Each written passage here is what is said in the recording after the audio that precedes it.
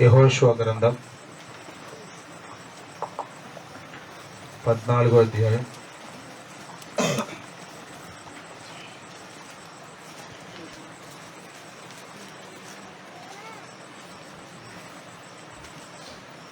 11వ వచనం. మోషే నన్ను పంపిన నాడు నాకెంత బలమో నేటి వరకు నాకు అంత బలము. యుద్ధము చేయుటకు గాని వచ్చుచు పోవుచు నుండుటకు గాని నాకప్పటి ఎట్లు బలమున్నది. చాలు.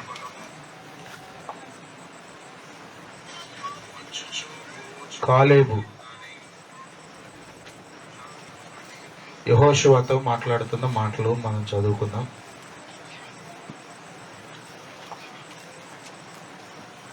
కాలేబు యెఫున్నె కుమారుడు, కెనజు వంశస్థుడు. మోషే ద్వారా వాగ్దానం చేయబడిన దేశానికి వేగు చూడడానికి పంపబడిన 12 మందిలో ఒకరు.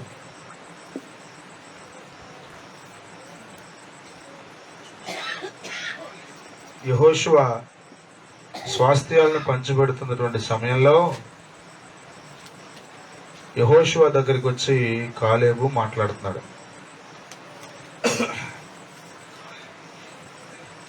కాలేబు జీవితంలో నుండి 1-2 విషయాలు ఈ పూట నేర్చుకునే ప్రయత్నం చేద్దాం.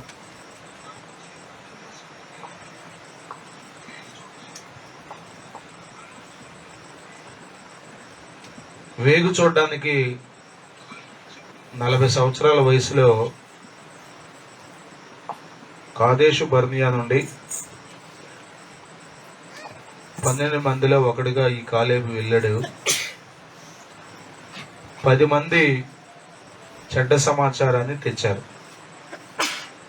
బైబిల్లో రాయబడింది, వాళ్ళు కళ్ళతో చూసింది చెప్పారు. దేవుడు వారికి ఇస్తానన్న మాటలు వాళ్ళు జ్ఞాపకం లేదు. దేవుని విషయంలో వారికి అసలు ఏమాత్రం గ్రహింపు గాని గుర్తింపు గాని లేకుండా వాళ్ళ శరీరాలు మా శరీరాలు, వాళ్ళ బలం మా బలం, కాబట్టి చాలా తేలిగ్గా ఓడిపోయే అవకాశం ఉంది అని వాస్తవ పరిస్థితిని 10 మంది మాట్లాడారు. కానీ యెహోషువ, కాలేబు ఇద్దరు మాత్రం చాలా స్పష్టంగా విశ్వాసంతో మాట్లాడారు. దేవుని స్తోత్రం, హల్లెలూయా. వాస్తవాలు మాట్లాడడం వేరు, విశ్వాసంతో మాట్లాడడం వేరు.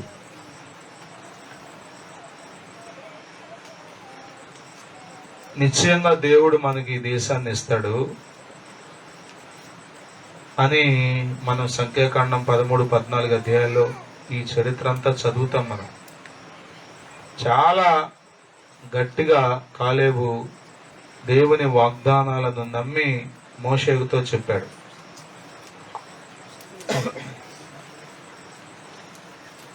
గమనించండి, కాలేబు గొప్ప విశ్వాస వీరుడు. దేవుని స్తోత్రం, హల్లెలూయా.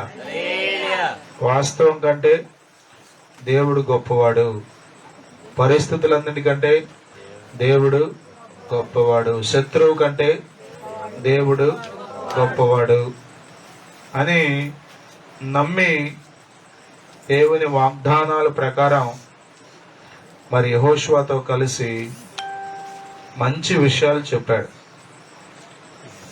మీరు గుర్తుపెట్టుకోండి, మాట్లాడే వాళ్ళు ఎలా మాట్లాడుతున్నారు అనేది కూడా చాలా ప్రాముఖ్యం. కొన్నిసార్లు ప్రాణం నీరు గారిపోయేటట్లుగా చెప్తారు విషయాలు. బైబిల్ రాయబడింది, జ్ఞానం కలిగిన వాడి మాటలు వేరుగా ఉంటాయి, విశ్వాసం కలిగిన వాడి మాటలు వేరుగా ఉంటాయి, దేవుని యొక్క సంపూర్ణమైన అవగాహన కలిగిన వాడి మాటలు వేరుగా ఉంటాయి.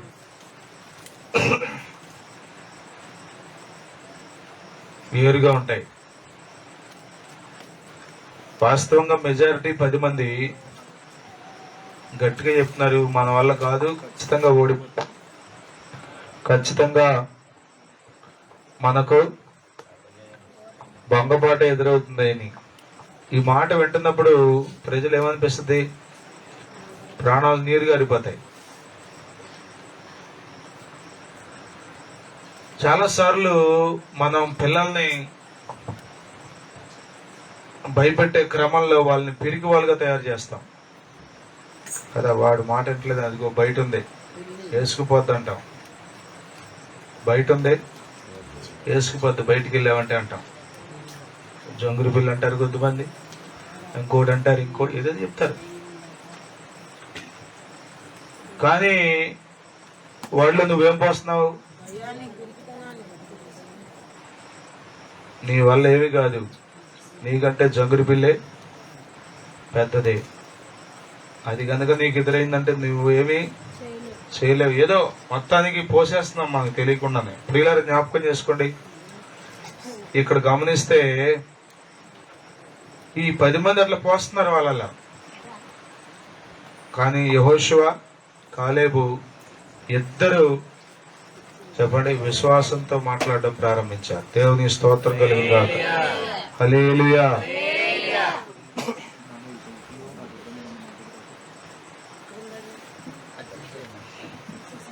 హల్లెలూయా, హల్లెలూయా.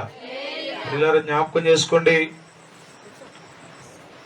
దేవుని విశ్వాసత చాలా గొప్పది. దేవుడు మన అంచనాలకు అందనివాడు. దేవుని శక్తిని మనం ఎంతని కొలవగలం? యెహోషువ, కాలేబులు దేవుని శక్తి మీద ఆధారపడ్డారు. దేవునిని సంపూర్ణంగా నమ్మారు కాబట్టి వాళ్ళు చాలా ధైర్యంగా మాట్లాడారు. ఒకటి. రెండవది, యెహోషువకి దేవుడు నాయకత్వం అప్పగించాడు. వీళ్ళిద్దరూ సమకాలికులే. ఇద్దరు విశ్వాసంలో ఎవరు ఎక్కువ కాదు, ఎవరు తక్కువ కాదు, అంత బలంగా దేవునిలో ఉన్నవారే. యెహోషువకి నాయకుడిగా అప్పగించినప్పుడు కాలేబు ఏమవ్వాలి చెప్పండి? అలగాలి, అసూయ పడాలి. ఇవన్నీ ఉంటాయిగా. గ్లోరీ ఉంటాయి, ఇవన్నీ ఉంటాయి కదా. ఎంత భక్తి చేసినా చెప్పండి, మీరిద్దరు బాగానే పాడతారు, ఒకరికి పాటకిచ్చి మీకు ఇవ్వలేదు అనుకోండి, ఎట్లా ఉంటుంది? అసలు నేను అలగనయ్య గారు అన్నట్టు మొహం పెట్టమాకండి. మన అసలు రంగు అప్పుడు బయటపడద్దు. దేవుడు యెహోషువను నిలబెట్టాడు. ఎలా? నాయకుడిగా. మోషే తర్వాత ఇశ్రాయేలు నడిపించేటువంటి నాయకత్వం అంతా యెహోషువకు అప్పగించినప్పుడు కాలేబు మొహం చెందపుచ్చుకుని నేను తప్పు చేస్తానా అని అనుకోలేదంట. దేవుని స్తోత్రం. బైబిల్ గ్రంథంలో ఎక్కడ ఆ మాట మనకు కనబడదు. హల్లెలూయా, హల్లెలూయా, హల్లెలూయా, హల్లెలూయా. అర్థమవుతుంది మీకు? చిన్నబుచ్చుకోలేదు, అలగలేదు, దేవుని మీద ఆయాసపడలేదు, వ్యసనం తెచ్చుకోలేదు. కొద్దిమంది ఊరికి ఏదేదో ఏదేదో ఏదేదో మాట్లాడేసుకుంటూ ఉంటారు కదా. నేనేమన్నా తక్కువ? నన్ను ఎందుకు పక్కన పెట్టాడు దేవుడు? కాలేబులో ఎన్నో మంచి విషయాలు ఉన్నాయి. 1-2 మాటలు మీకు చెప్దాం అనుకుంది. ఒకటి, కాలేబు మంచి విశ్వాస వీరుడు. గట్టి పట్టుబట్టాడు దేవుని విషయంలో. ఎక్కడ అవిశ్వాసం అతనిలోనికి రాలేదు. 10 మంది మాట్లాడుతుంటే ఈయన ఆలోచన ఏమో మారిపోలా. వాళ్ళని బట్టి విశ్వాసం ఏమి బలహీనం అయిపోలా. దేవుని స్తోత్రం. మనకి విశ్వాసం బాగానే ఉంటుంది. ఎవరన్నా వచ్చి మాట్లాడితే ఆటోమేటిక్గా మనం ఏమైపోతాం? ఆ మనిషి వచ్చి ఏం చేసిందో కానీ మొత్తానికి అంతకుముందే బెటర్, కొంచెం ధైర్యంగా ఉన్నా. ఇప్పుడు అసలు ఎక్కడ లేని భయం, పెరుగుతనం. కొద్దిమంది పలకరించటానికి వస్తారు, వాళ్ళకి దండం. పలకరించటానికి వస్తారు. వాళ్ళు ఏం చేస్తారు తెలుసా? ఏం చేస్తారు ఇక వాళ్ళకే తెలియదు. వాళ్ళకి తెలియదు అసలు, గుర్లేదు వాళ్ళకి వచ్చే వాళ్ళకి. విచిత్రం. విశ్వాసులకు కూడా గమనించుకోవాలి మనం.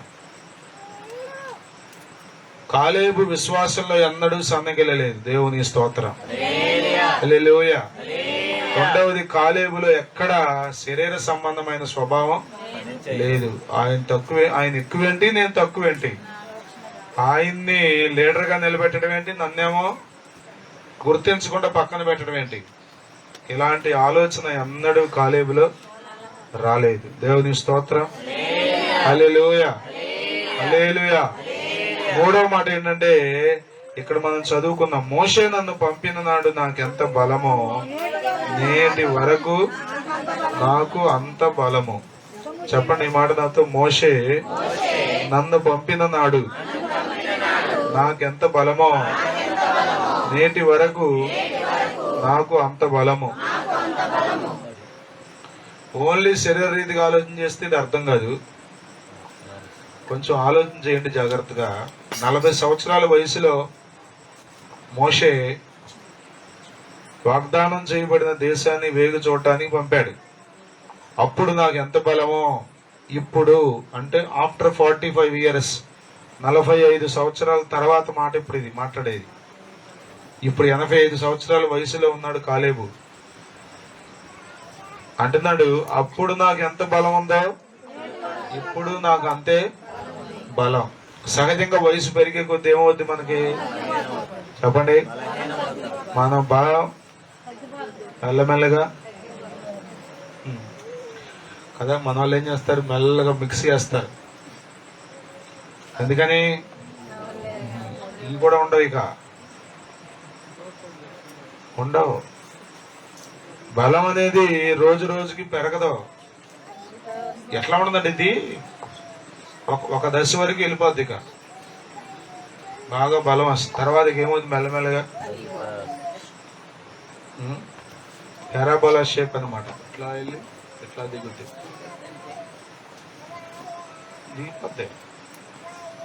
కానీ కాలేబు అంటున్నాడు, మోషే నన్ను పంపినప్పుడు ఎంత బలం కలిగి ఉన్నానో ఇప్పటికీ నాకు అంతే బలం. దేవుని స్తోత్రం. హల్లెలూయా, హల్లెలూయా, హల్లెలూయా, హల్లెలూయా. చాలా సార్లు మన ఆత్మీయ జీవితాన్ని గమనిస్తే ప్రారంభంలో ఉన్నంత భక్తి ఎప్పటికీ చేస్తున్నాను అని చెప్పగలిగే పరిస్థితులు చాలా మందిలో లేవు. అప్పుడు ఎంత బలం పొందుకున్నానో, అప్పుడెంత కృపలో నిలిచి ఉన్నానో, అప్పుడెంత సన్నిధి కొరకు పాకులాడానో, అప్పుడెంత దైవ మందిరం కొరకు ప్రయాసపడ్డానో, దేవుని పని కొరకు ప్రాకులాడానో, ఇప్పుడు కూడా ఇదిగో ఇన్ని సంవత్సరాలైనా నాలో ఆసక్తి తగ్గలేదు. ఇన్ని సంవత్సరాలైనా నాలో తీవ్రత తగ్గలేదు. ఇన్ని సంవత్సరాలైనా నాలో ప్రార్థన తగ్గలేదు. ఇన్ని సంవత్సరాలైనా నాలో దైవ కార్యాల కొరకైన ఆకలి దప్పికలు అప్పుడు ఎంత ఉన్నాయి, ఇప్పుడు కూడా అంతే ఉన్నాయి అని చెప్పగలిగే వాళ్ళు ఎంతమంది ఉన్నారు ఈ రోజుల్లో? నువ్వు చెప్పగలవాట్లకు? చాలా సార్లు నాకున్న భయాల్లో భయం ఏంటంటే, బలహీనమైన వారిని కంటున్నామా అని. కొత్తలోనే మందిరానికి రావట్లేదండి అసలు. ఇక ఇప్పుడో మందిరం సంగతి రావట్లేదు. ఇప్పుడే మందిరానికి వచ్చి కొత్త, ఇప్పుడే రక్షించబడి, కానీ ఇప్పుడు కూడా అన్ని ఆరాధనకు రారు. ఎప్పుడో వస్తారంటే ఏం చెప్పాలి చెప్పండి? ఆయన రాశాడుగా భక్తుడు, నాకు బలము ఉన్నంత వరకు చేయలేదు నీ సేవను, నాకు బలము ఉన్నంత వరకు చేయలేదు నీ సేవను.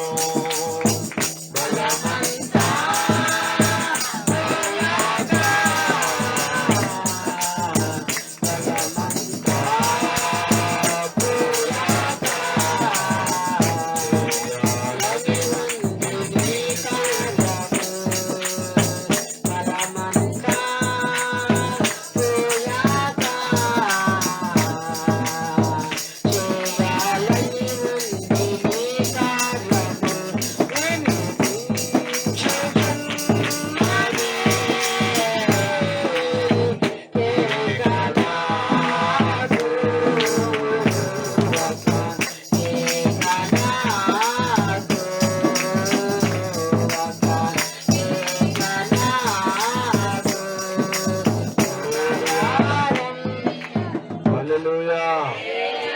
హల్లెలూయా. అసలు ప్రారంభంలోనే ఆసక్తి లేదు కదా. ఎన్నాళ్ళ నుంచి వస్తున్నాం మందిరానికి? మొన్ననే గారు సంవత్సరం నుంచి వస్తున్నానేమో. మరి అంత దేవుడు మండి కూర్చున్నా మందిరంలో సంవత్సరానికి అయిపోయింది. నువ్వు 45 సంవత్సరాల దాకా ఎక్కడ చేస్తావు భక్తి? యేసు రక్తమే జయం.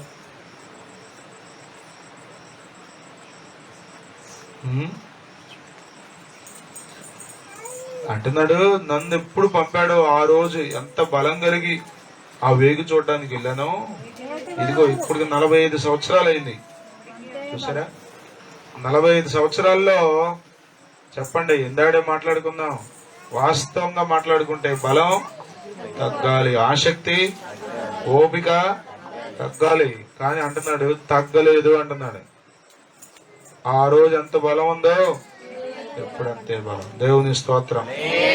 హల్లెలూయా, హల్లెలూయా, హల్లెలూయా. భక్తి జీవితంలో మనం ఎలా ఉన్నాం అనేది ప్రాముఖ్యమైన ప్రశ్న. మీరు ఒకసారి ఆలోచన చేసుకోండి. రక్షించబడి ఎన్నాళ్ళైంది? ఇంకా మాట్లాడుకుంటే మొట్టమొదటిసారి మందిరానికి వచ్చి 8 సంవత్సరాలు అయింది. ఇప్పుడు ఆ రోజు నుంచి ఈ రోజుకి అప్పుడు ఎలాంటి ఆసక్తి కలిగి ఉన్నారు, అప్పుడు ఎంత తీవ్రత కలిగి ఉన్నారు, అప్పుడెంత ఆరాటం ఉంది మీకు, ఇప్పుడెంత ఉంది? ప్రశ్నించుకుంటే అర్థమవుదా? కాలేబు చెప్పినట్లు మీరు చెప్పగలరా అనేది ప్రశ్న. దేవుని స్తోత్రం. హల్లెలూయా, హల్లెలూయా. కాలేబు చెప్పినట్లుగా మనం చెప్పగలమా?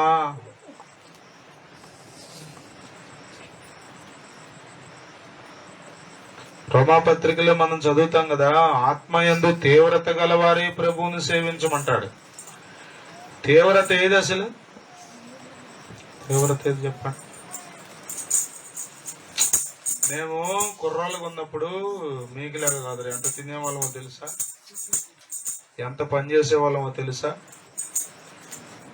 నిజమే. కానీ భక్తి కూడా అంతేనా? భక్తి కూడా అంతేనా? ఏది? చాలా సార్లు నా భయం ఏంటి తెలుసా?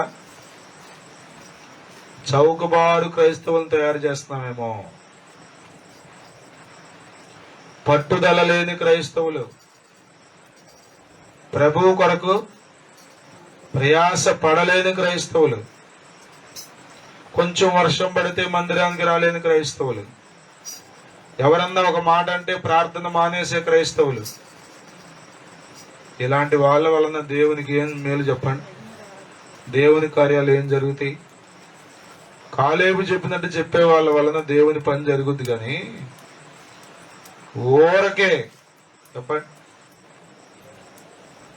వర్షాకాలం అండి, వర్షం అండి, తడిస్తే నాకు పడదండి. చలికాలం అండి, మంచు అండి, మంచు నాకు అసలు చాలా ఇబ్బంది పడద్దండి.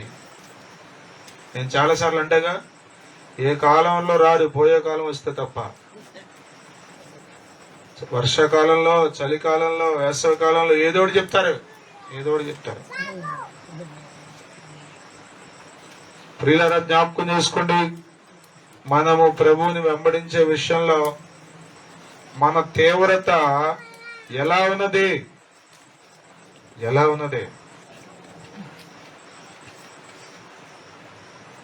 45 సంవత్సరాల్లో ఏమో వాళ్ళు లెక్కైతే క్షీణించిపోవాలి, తగ్గిపోవాలి, అంతకంతకు అణగారిపోయినట్లుగా అయిపోవాలి.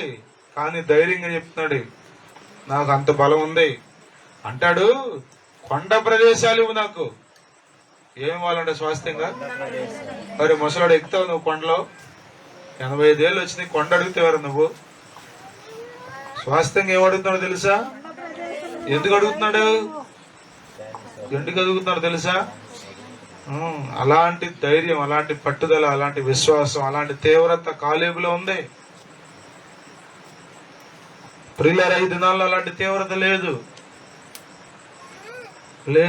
చిన్న ఏదన్నా కార్యక్రమం వస్తే మానేస్తారు మందిరం. చెప్పండి. చాలా సార్లు అడుగుతూ ఉంటాం కదా, ఇదిగో 10 నెలలు అయిపోయింది, ప్రతి ఆదివారం ఆరాధనకు వచ్చిన వాళ్ళు, ప్రతి శనివారం ఆరాధనకు వచ్చిన వాళ్ళు ఎంతమంది అంటే చెప్పండి? 1, 2, 3, 4 చేతులు ఎత్తాయేమో మహా అయితే, అంతే. అసలు రక్షించబడిన దగ్గర నుండి ఇప్పటి వరకు అసలు ఆదివారం ఆరాధన మానకుండా వచ్చిన వాళ్ళు ఎంతమంది అంటే నాకు తెలిసి 1-2 చేతులు కూడా ఎత్తారు, లేదు చెప్పలేం. ఎందుకని ఫస్ట్ లో అసలు ఏం మాట్లాడే పని లేదు. ఎవడు అడ్డం వచ్చినా సరే అంటే తొక్కుకుంటా నేను మందిరానికి వచ్చేస్తా, కానీ మందిరం మాత్రం మా అన్న ఏదిప్పుడు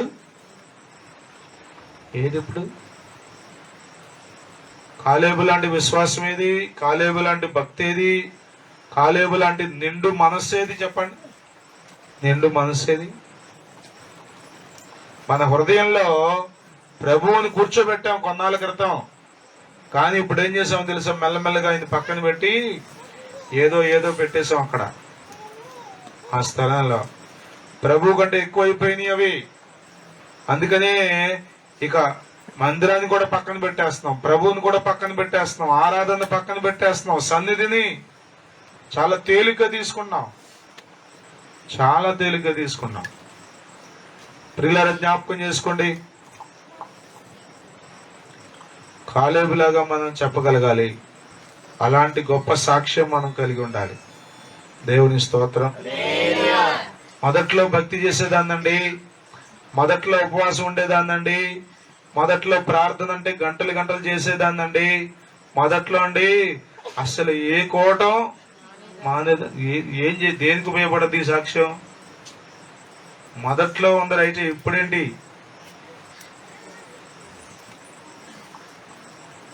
ఇప్పుడు నీ పరిస్థితి ఏంటి? ఇప్పుడు నీ భక్తి ఏంటి? ఇది దేవుడు అడుగుతాడు, ఇది దేవుడు చూస్తాడు. దేవుని స్తోత్రం కలుగును గాక. హల్లెలూయా, హల్లెలూయా. ప్రకటన గ్రంథం 2వ అధ్యాయంలో ఎఫెసీ సంఘంతో మాట్లాడుతూ అంటాడు, నీ క్రియలు నేను ఎరుగుదును, నీ సహనము నేను ఎరుగుదును.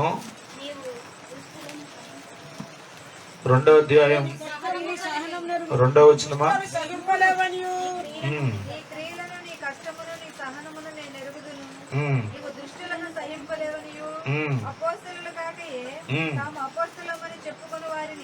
పరీక్షించి వారు అబద్ధికులని నువ్వు కనుగొంటివనియు, నీవు సహనము కలిగి నా నామము నిమిత్తము భారము భరించి అడయలేదనియు నేను ఎరుగుదును. అయినను మొదట నీకుండిన ప్రేమను నీవు వదిలితివని నేను నీ మీద తప్పు ఒకటి. దేవుడు అంటున్నాడు ఎఫెసీ సంఘంతో, సంఘపు దూతకు వెళ్ళి చెప్పమంటున్నాడు, వెళ్ళి సంఘంతో చెప్పు, మొదట నీకుండిన ప్రేమను నీవు వదిలితివి. మన ప్రేమలన్నీ ఇంతేగా, ఎంతసేపు ఉంటే తెలియదు ఈ ప్రేమలో. ఏంటమ్మా మాట్లాడుకోవట్లేదా? ఎప్పుడో పోయిందిగా. మనుషుల ప్రేమ మరుగైపోవును, దైవజనుల ప్రేమ చల్లారిపోవును. మనుషుల ప్రేమ మరుగైపోవును, దైవజనుల ప్రేమ చల్లారిపోవును. క్రీస్తుని ప్రేమ కడవరకు కాచును, క్రీస్తుని ప్రేమ కడవరకు కాచును. వ్యాధి వేదన రోగన వేళలో, వ్యాధి వేదన రోగన వేళలో క్రీస్తుని ప్రేమ ఎన్నడూ మారదు, మారుచున్నాయి ప్రపంచమునందు. యేసుని ప్రేమ ఎన్నడూ మారదు, మారుచున్నాయి ప్రపంచమునందు. హల్లెలూయా, హల్లెలూయా. యేసయ్య మనలను నిత్యమైన ప్రేమతో ప్రేమించాడు. దేవుని స్తోత్రం. మనం కూడా ఆయన ఎలా ప్రేమించాలి? మన ప్రేమ తరిగిపోకూడదు, తగ్గిపోకూడదు అంటున్నాడు సంఘంతో. ఎఫెసీ సంఘమా, సంఘం అంటే ఎవరు చెప్పండి? యేసయ్య రక్తం ద్వారా కడగబడి ఆయన రక్తం ద్వారా కొనబడిన ప్రజలు, ఆయన పేరు పెట్టబడిన ప్రజలు, ఆయన కొరకు జీవించవలసిన ప్రజలు, ఆయన నామ మహిమార్థమై బ్రతకవలసిన ప్రజలు. సంఘంతో అంటున్నాడు, మొదట నీకుండిన ప్రేమను నీవు వదిలితివి. ఇది తప్పు కాదా? ఇది తప్పుగా అనిపించట్లేదా నీకు? ప్రియులారా, జ్ఞాపకం చేసుకోండి. కాలేబు మన ముందున్నాడు, అంటున్నాడు, ఆ రోజు నాకు ఎంత బలమో ఈ రోజు కూడా నాకు. దేవుని స్తోత్రం. హల్లెలూయా, హల్లెలూయా. ఈ రోజు కనుక కాలేబు మనకు కనబడితే అడుగుతాం, ఏంటి జీడిపప్పులు తిన్నావా, బాదం పప్పులు తిన్నావా, ఏరుశనగ కొండలు తిన్నావా, ఏం తిన్నా, పాలు తాగేవండి 2 లోటాలు రోజుకి. ఈ గొడవే కొద్దిమందికి. విశ్వాసం తగ్గలేదు. ఆ రోజు ఎంత విశ్వాసం ఉందో ఇప్పటికీ అంతే విశ్వాసం. దేవుని కొరకు నేను ఏదైనా చేయగలను. దేవుడు నాకు తోడుగా ఉంటాడు. దేవుని ద్వారా నేను సమస్తమును జయించగలను. దేవుని స్తోత్రం. హల్లెలూయా. ఫిలిప్పీ పత్రిక 4వ అధ్యాయం 13వ వచనంలో అంటాడు కదా పౌలు, నన్ను బలపరచువాని అంది నేను సమస్తమును చేయగలను. ఆయన వందే నేను చేయగలను. దేవుని స్తోత్రం. హల్లెలూయా, హల్లెలూయా. ఉపవాసం ఉండలేనేమోనమ్మా, కష్టంగా ఉంది. ప్రార్థన చేయలేనేమోనమ్మా, మోకాళ్ళ అనుభవం కష్టంగా ఉందమ్మా, గుజ్జు అరిగిపోయిందన్నారు. ఈ గొడవే తప్ప చెప్పండి. జీవించుచున్నావన్న పేరు మాత్రమే, మృతుడవే నీవు మృతుడవే. కాళ్ళు పనిచేయు, నోరు పనిచేయదు, చేతులు. బతుకున్నావా? భలేవాళ్ళయ్య గారు ఊపిరాడుతుంది చూడండి. శరీర రీతిగా కాదు ఆలోచించాల్సింది, ఆత్మీయంగా ఒకసారి ఆలోచించండి. 3వ అధ్యాయంలో అంటాడు కదా ప్రకటన గ్రంథంలోనే, ఇదిగో నీవు జీవించుచున్నావన్న పేరుంది గాని నీవు మృతుడవే. ప్రియులరా, ఎప్పుడో జీవించటం ఇప్పుడు మృతమైపోవడం కాదు. మనము నేటికి బలము కలిగి ప్రభువుని వెంబడించాలి. దేవుని స్తోత్రం. మీకు బలం ఎట్లా వస్తుందో తెలుసా? తిమోతి పత్రిక 2వ తిమోతి పత్రిక 2వ అధ్యాయం 1వ వచనం చదవండి. 2వ తిమోతి పత్రిక 2వ అధ్యాయం 1వ వచనం. నా కుమారుడా, క్రీస్తు యేసు నందున్న కృపచేత నీవు బలవంతుడు కావాలి. హల్లెలూయా. గట్టిగా చప్పట్లు కొట్టండి. హల్లెలూయా. క్రీస్తు యేసు నందున్న కృపచేత. ఏదో తింటే బలం కాదు, కృప. స్తోత్రం. హల్లెలూయా, హల్లెలూయా, హల్లెలూయా. కృప కొరకు పాకులాడాడు దావీదు.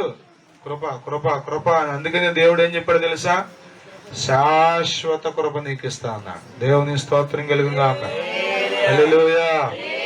గుర్రముల నరులందలి బలమునా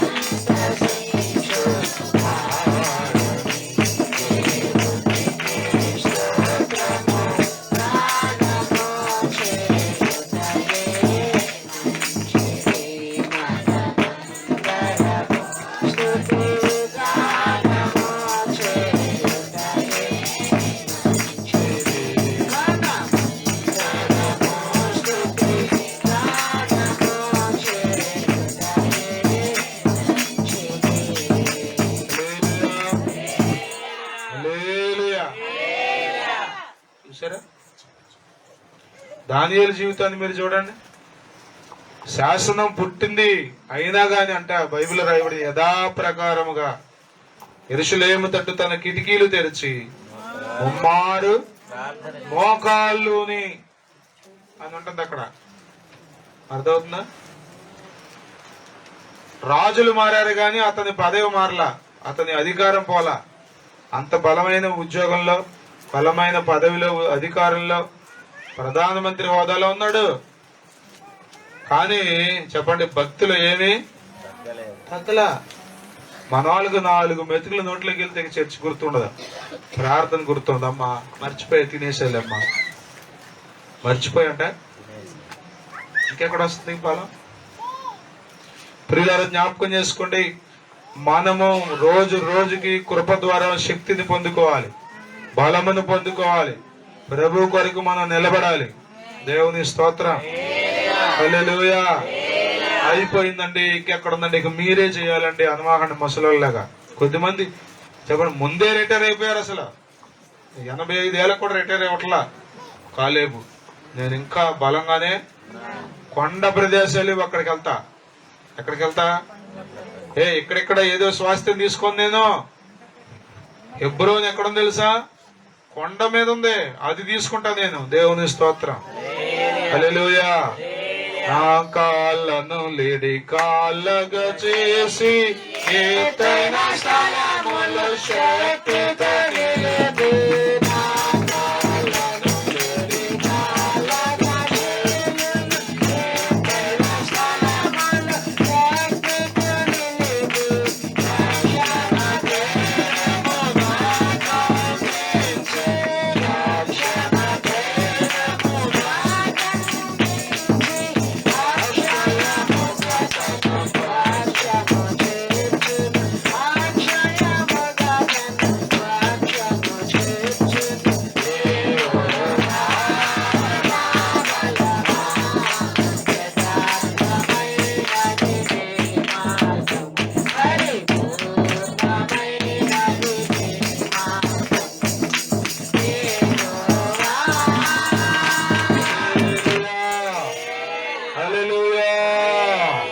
యెహోషువతో వచ్చి చక్కగా చెప్తాడండి కదా, నన్ను గురించి దేవుడు చెప్పిన మాట నీకు తెలుసు.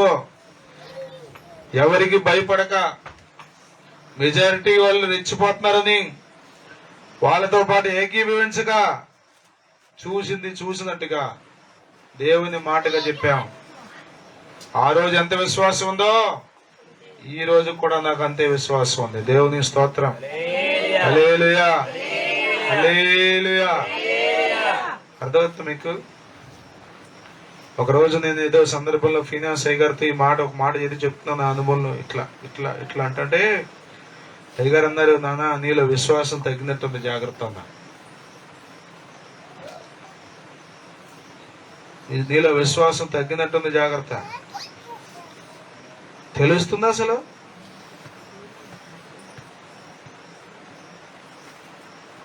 తెలుస్తుందా? మనం రోజు రోజుకి ఒక్కో మెట్టు పైకెక్కాలి. దేవుని స్తోత్రం. హల్లెలూయా, హల్లెలూయా. అందుకే దావీదు ప్రార్థన చేశాడు, ఎక్కలేనంత ఎత్తైన కొండ దేవుని స్తోత్రం కలుగుతున్నాడు. హల్లెలూయా, హల్లెలూయా. మీరు గమనించండి, యేసు ప్రభు వారి సేవ చేసిన దినాల్లో ఆయన సేవ ప్రారంభించిన రోజు ఎంతైతే తృష్ణ కలిగి దైవరాజ్యం కొరకు ప్రయాసపడ్డాడో ఆఖరి రోజు వరకు, మైకేలు వింటున్నావా, అదే విశ్వాసం, అదే తృష్ణ, అదే తపన కలిగి దేవుని రాజ్యం కొరకు ప్రయాసపడ్డారు. పగలంతా దేవాలయంలో బోధించడం, రాత్రంతా ఒంటరిగా వెళ్ళి ప్రార్థన చేయడం. ఇదే పని, పగలు రాత్రి ఇదే పని. చెప్పండి, మనకు 3 రోజులు కూటాలు అయితే 4వ రోజు కష్టం. అసలు 3వ రోజే మొహం మాట చేస్తాం మనం. పాపం విశ్వాసులు 3 రోజుల నుంచి, ఎందుకంటే 3 రోజుల నుంచి ఉన్నారని మా మాస్టర్ గారులు కూడా ఏం చేస్తారు, పోనాలి తొందరలు గడ ముగించేద్దాం, వాళ్ళు తొందరలు గడ వెళ్ళిపోయి పడుకుంటారు. కోటల్లో ఉండేది 2 గంటలు, ఇంటి దగ్గర ఉండేది 22 గంటలు. కానీ అలసిపోయారంట మందిరంలో కూర్చుని కూర్చుని. యేసు రక్తమే జయం. ప్రియులారా, ఆలోచన చేయండి, ఆలోచన చేయండి, ఆలోచన చేయండి.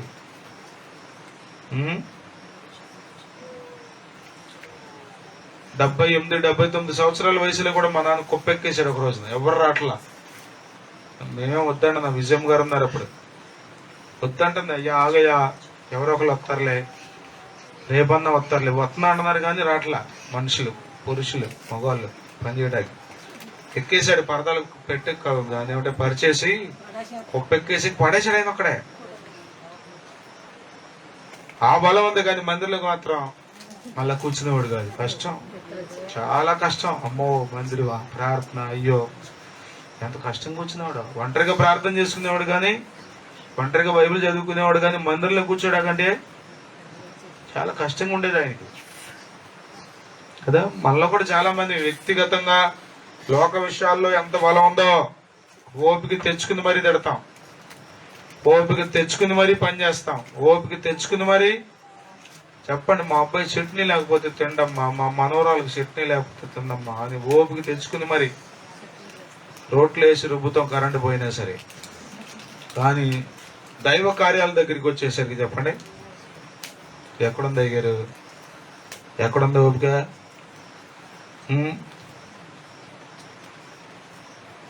కాలేబులాగా మనం తయారవ్వాలి. స్తోత్రం, హల్లెలూయా. ఆ రోజు నాకు ఎంత బలం ఉందో ఈ రోజు కూడా నాకు అంతే బలం ఉంది. ఆ రోజు నాకు ఎంత విశ్వాసం ఉందో ఈ రోజు కూడా నాకు అంతే విశ్వాసం. హల్లెలూయా, హల్లెలూయా, హల్లెలూయా. ఊరకే రావడమే కష్టం, అసలు కూర్చోవడమే గొప్ప అనుకునే క్రైస్తవుల ద్వారా చెప్పండి రాజ్యాలు జయించే గొప్ప కార్యాలు జరగలేవు. గొప్ప కార్యాలు జరగాలంటే చెప్పండి ప్రభువు కొరకు నిలబడే వాళ్ళ ద్వారా జరుగుతాయి. దేవుని స్తోత్రం, హల్లెలూయా, హల్లెలూయా. యుద్ధాలు చేయడానికి నాకు బలం ఉంది, శత్రువుని జయించడానికి నాకు బలం ఉంది, పోరాటానికి నాకు బలం ఉంది. ఆత్మీయ పోరాటాలలో శత్రు తంత్రాలన్నిటిలో, ఆత్మీయ పోరాటాలలో శత్రు తంత్రాలన్నిటిలో మెలకువ కలిగి ఎదురించుటకు శక్తితో నింపిన శాలేవరాజా, మెలకువ కలిగి ఎదురించుటకు శక్తితో నింపిన శాలేవరాజా, విజయశీలుడా, విజయశాలుడా, విజయశీలుడా, పరిశుద్ధాత్ముడా, నిత్యమతాతనుడా, వెదరుచున్నవాడా, యేసయ్యా, నా హృదయాభిలాష నీవేనయ్యా, యేసయ్యా, నా తీయని తలంపులు నీవేనయ్యా, యేసయ్యా, నా హృదయాభిలాష నీవేనయ్యా, యేసయ్యా, నా తీయని తలంపులు నీవేనయ్యా. హల్లెలూయా, హల్లెలూయా. దానియేలు అనుదినము ముమ్మాలు మోకరిస్తున్నాడు, మోకరిస్తున్నాడు. మోకాళ్ళేమి ఓరి నాయన, అసలు మన వాళ్ళండి గడ్డి కోడే గట్టకో ఒకరు మోకరించి మరి కొత్తారు, కొద్దిమంది మోకాళ్ళ మీద కూర్చుని కొత్తారు గడ్డి. చర్చికి వచ్చేసరికి మాత్రం కుర్చీలో కూర్చొని చక్కగా ప్రశాంతంగా, ఎందుకంటే ఇది విశ్రాంతి దొరికే స్థలం. ప్రయాసపడి భారం మోసుకొంచున్న సమస్త జనులారా నా దగ్గరికి, ఎంత పనైనా కింద కూర్చొని చేస్తాం, ఎక్లైన్ చేస్తాం, కానీ దేవుని దగ్గరికి వచ్చేసరికి మాత్రం ఏంటి ఎంత వయసు అనుకున్నా నాకు. చాలా సార్లు నాకు సిగ్గేస్తుంది జయపాల్ గారిని చూస్తే. ఇంచుమించు 80 సంవత్సరాల వయసు, ఇప్పటికైనా నిలువు మోకాలు వేస్తారు. రాత్రి ఫ్రైడే ఫాస్టింగ్ ప్రేయర్ జరిగింది, లైవ్లో కొంతసేపు నేను చూశాను. చాలాసేపు మోకరించాడు వాళ్ళతో పాటు ఆయన. చాలాసేపు మోకరించాడు. పాపం లేచేటప్పుడు మాత్రం ఇద్దరు చెరువు పక్క పట్టుకుని లేపుతారు. ఓపుకుండా అనుకున్నారా? లోపలేముంది మంట. స్తోత్రం. హల్లెలూయా. ఇదేం చేస్తుంది తెలుసురా? మండిస్తుంది, ఊరుకోదు. నా తండ్రి ఇంటిని కూర్చుని ఆసక్తి నన్ను భక్షిస్తున్నాడు అన్నాడు. అంటే లోపల తినేస్తుంది. బర్నింగ్ డిజైర్, తీవ్రమైన కోరిక మీలో ఉండాలి. దేవుని స్తోత్రం. హల్లెలూయా, హల్లెలూయా. సంపూర్ణమ్మ గారు మీలో కొద్దిమందికి తెలుసు. మార్తమ్మ గారు తల్లి గారు చాలా యోగ్యురాలు, చాలా యోగ్యురాలు. 90 సంవత్సరాలు దాటిన వయసులో కూడా ఎప్పుడు చేతులెత్తి స్తుతించేది, ఎప్పుడు చేతులెత్తి స్తుతించేది, ఎప్పుడు భాషలు మాట్లాడుతూ ఆనందించి పరవశించేది. నేను అంటాను, నీ లోపల చెప్పండి ఆత్మ సంబంధమైన తీవ్రత ఉంటే నీకు వయసు అడ్డం కాదు. అసలు లోపల లేదు, ఉండాల్సింది లేదు. కాబట్టి ఏముంటుంది? లోపల ఆకలి ఉంటే ఏం చేస్తావు? కర్రలాడద్ది, అంతే. ఊరుకుంటావా?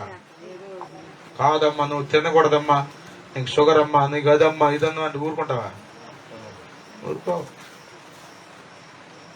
ఇప్పుడు మా నాన్న గురించి చెప్పాగా, వద్దయ్యాను 100 మంది బండి ఎక్కేసాడు, పైకి కోసేసాడు. ఏంటి ఒకరోజు చెప్పాడు నా దగ్గరికి వచ్చి, ఒరే దేవుడు వాళ్ళు మేలు చేశాడు రా. సాయంత్రం వచ్చేసరికి ఈ సాక్ష్యాలు ఇక్కడ ఏంట్రా అంటే తుమ్మ చెట్టు ఎక్కాడట.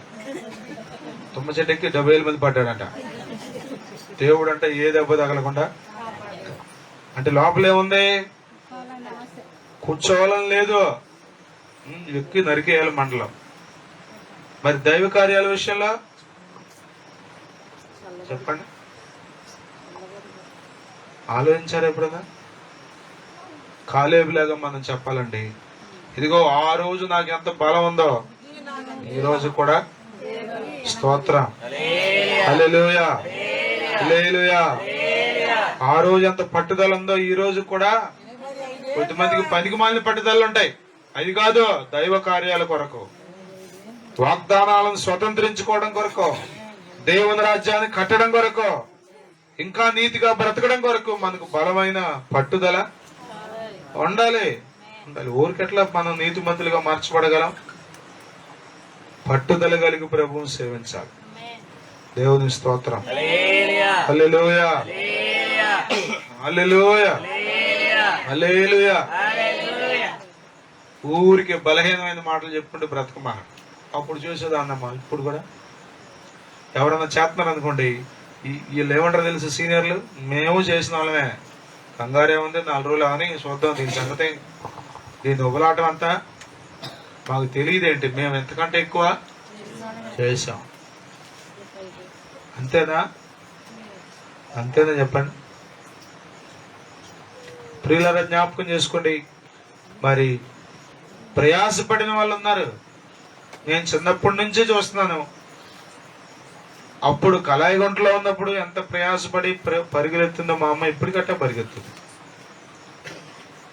మీరు నమ్మండి, మొట్టమొదటి పాట అమ్మే పాడాలి ఉంటే కనుక ఇక్కడ. ఇది దానికోసం పొయ్యి మీద అయినా వదిలేస్తుంది, ఏదైనా వదిలేస్తుంది.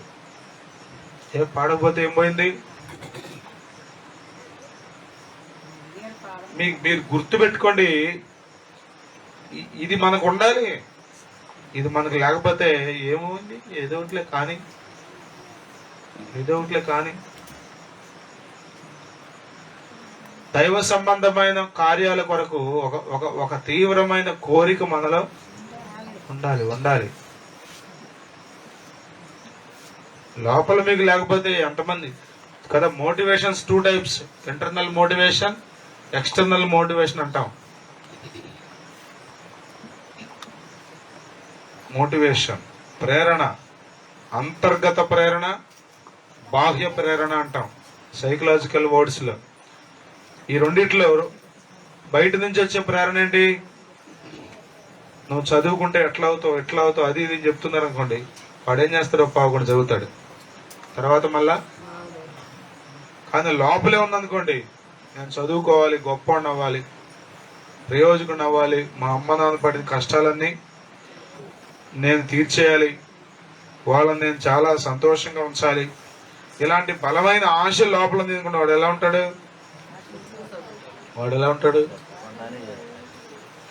మీరు చదివారు లేదు, అంబేద్కర్ జీవిత చరిత్ర చదివితే అప్పటి కాలంలో అంట పంచాయతీ వాళ్ళు కిరోసిన్ దీపాలు పెట్టేవాళ్ళంట. కరెంట్ లైట్లు ఎక్కడున్నాయి?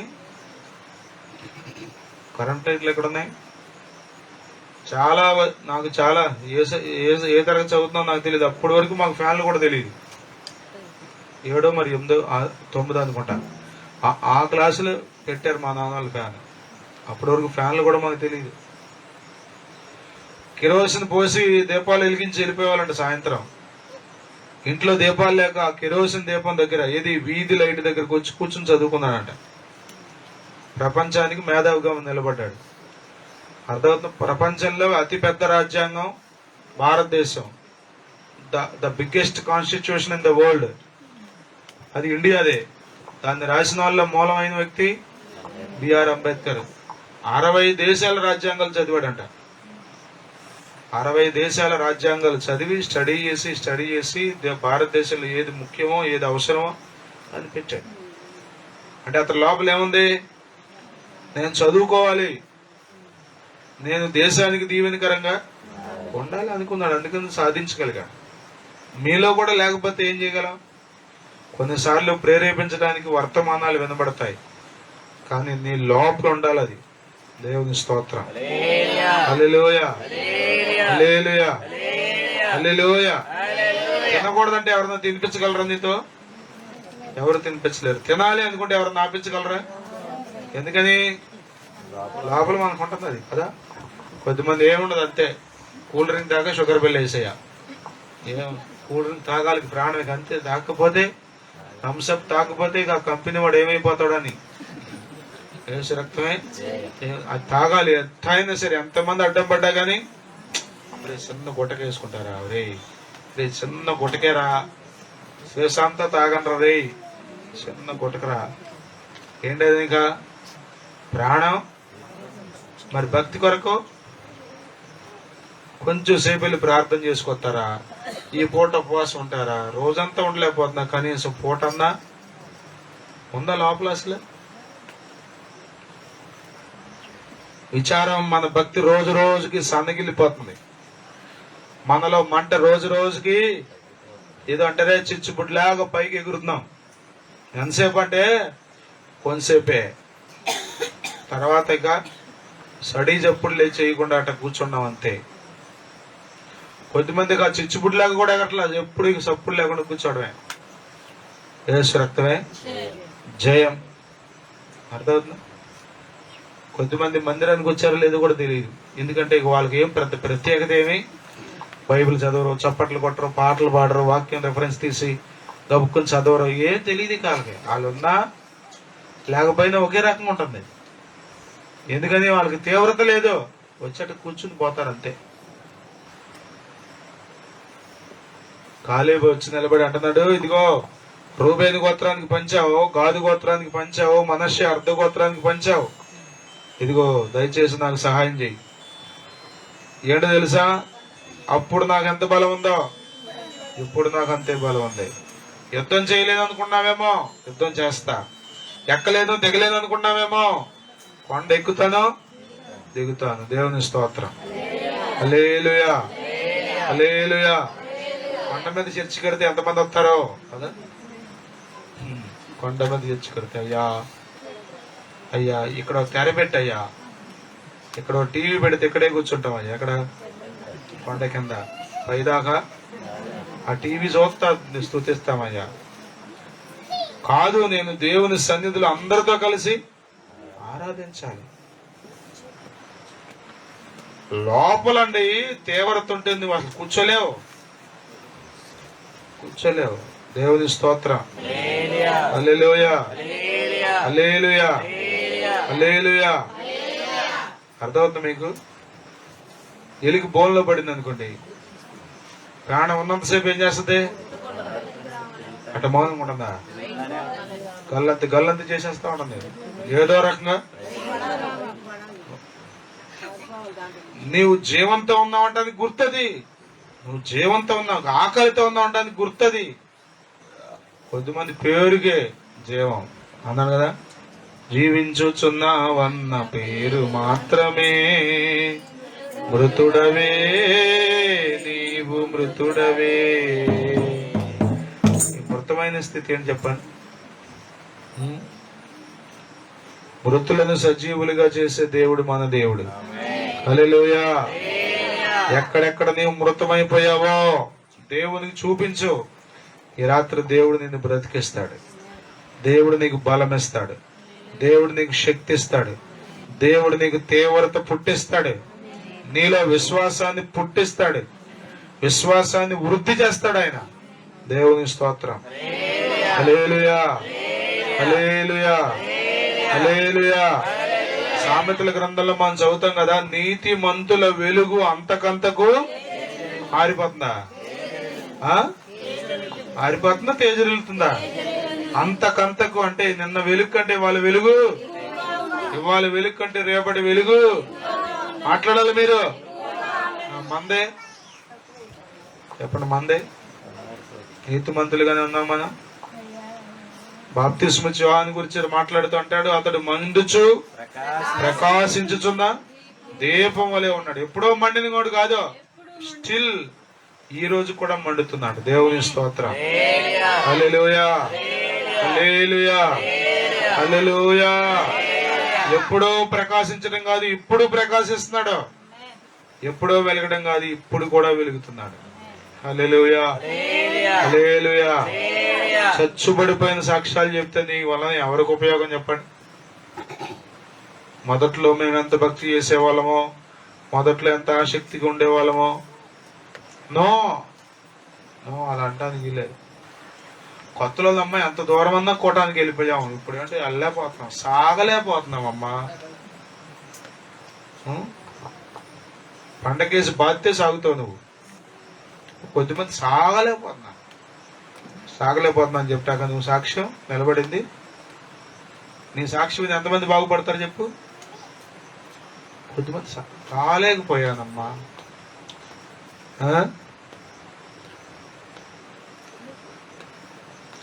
బట్టలు ఆరలేదని అందుకదంటే చర్చికి రాలేదట. తడి బట్టలతో వచ్చి కూర్చో. నీకు లోపల ఉంటేనే కదా, అసలు అర్థమవుతుంది. లోపల ఉంటేనే కదా, లోపల లేకే